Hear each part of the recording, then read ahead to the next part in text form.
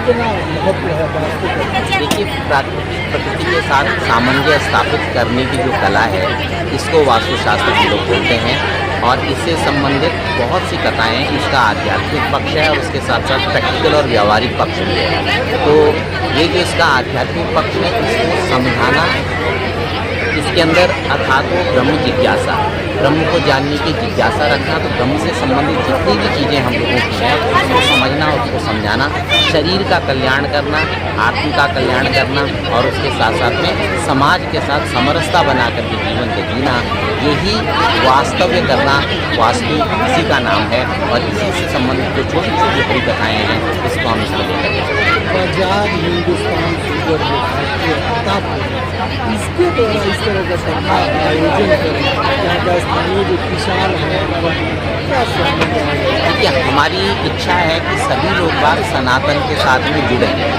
सनातन के पुनरुत्थान का ये जो कालखंड इस समय में चल रहा है, अब धीरे धीरे इसके प्रति लोगों की जागृति काफ़ी ज़्यादा बढ़ रही है। वास्तुशास्त्र एक गुप्त विद्या रही है और गुप्त विद्या होने के कारण से अब से पहले बड़े बड़े ये उद्योगपतियों तक सीमित थी, राजनीतिज्ञों तक सीमित थी। मेरा मानना है कि हर जन सामान्य इसको अपने साथ में आत्मसात करेगा तो संस्कारों का भी पोषण होगा, सनातन का पोषण होगा और उसके साथ ही साथ में राष्ट्र कल्याण में ये विद्या बहुत बड़ा योगदान देने जा रही है। आयोजक जो है, आयोजक है बजाज हिंदुस्तान, हाँ जी, के बारे में बोल सकते हैं। देखिए, आयोजक जो हमारे बजाज हिंदुस्तान के हमारे वरिष्ठ अभिभावक हैं, परम आदरणीय शिशिर बजाज जी, उनकी इसके लिए प्रेरणा है। साथ ही साथ में माता जी हमारी हैं, उनकी प्रेरणा इसमें है।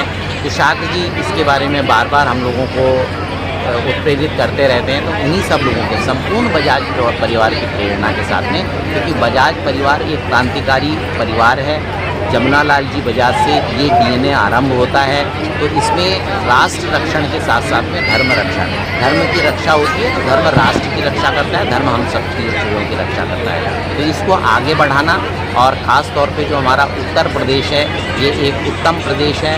और जो उत्तरी भाग है हमारा, यहीं पे समस्त देवी देवता जितने भी हमारे हैं, ये यहाँ पर इनका प्रादुर्भाव यहीं पर हुआ है।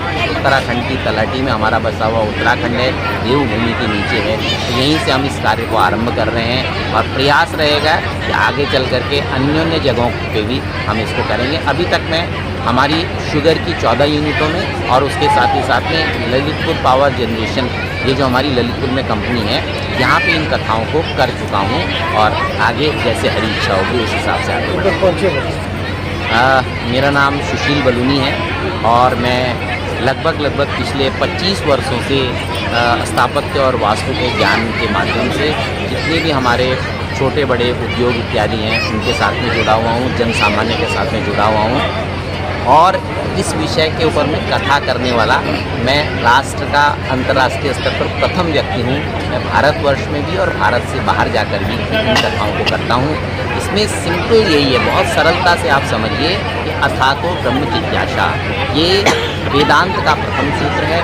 ब्रह्म को जानने की जो जिज्ञासा है, ये हम लोगों के मन के अंदर सदैव बनी रहती है, सदैव होती है। और यही कहीं ना कहीं हमारा लक्ष्य भी होना चाहिए कि ब्रह्म की जानकारी अच्छे प्रकार से रखें। ब्रह्म की जानकारी तभी होगी जब शरीर स्वस्थ होगा और उसके साथ साथ में हमारा जो आर्थिक स्थितियाँ, बच्चों के साथ में पारिवारिक सामंजस्य अच्छा होगा। ये तभी होगा जब प्रकृति के साथ में समन्वय और तालमेल ठीक प्रकार से हम लोग बनाते हैं। बहुत बहुत धन्यवाद।